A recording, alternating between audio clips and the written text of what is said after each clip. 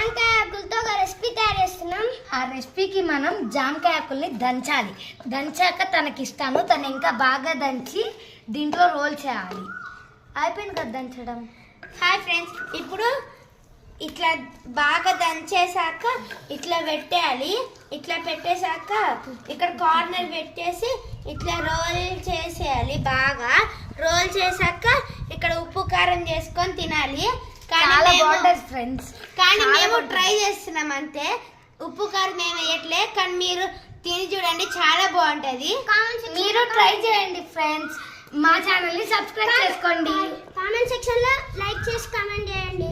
మళ్ళీ సబ్స్క్రైబ్ చేసుకోండి మా ఛానల్ ని. ఇది తిన్నాక మీరు ట్రై చేసి తిన్నాక కామెంట్ లో చెప్పండి ఎట్లా ఉందో మేము చెప్పింది. ఓకేనా? Bye bye.